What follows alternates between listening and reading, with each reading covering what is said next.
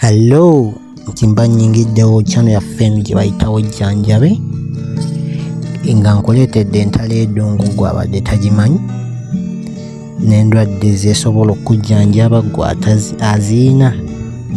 Entalo y'eddongo ojja kuba ogyetaagira nno nnyini ddala, ojja kufuba oginoonya.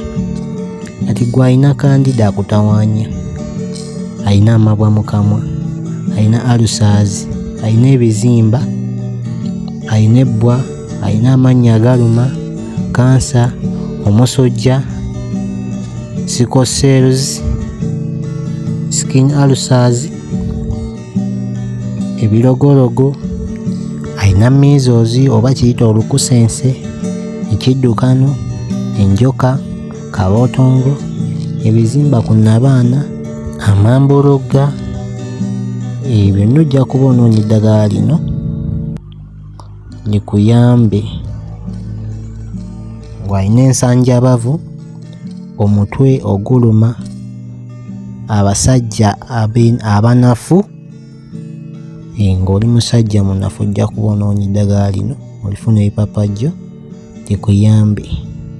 Abakyala abatazaala, gw'alina asima, omugongo oguluma, sukaali, TB, omutwe oguluma, ssenyiga, ekifuba, ojja kuba onoonya eddagala lino.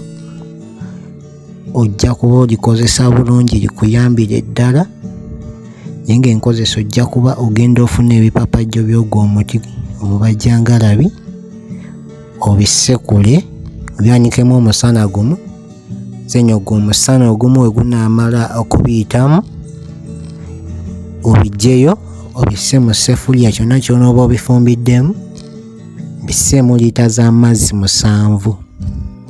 Liita z'amazzi 7 bifumbe bikalireko at least liita 3 ku 4, ofisseemu liita 3 at least ko. Onywengako akatundu k'ekikopo ku makya n'olweggulo, ojja kuba nga weeyagala.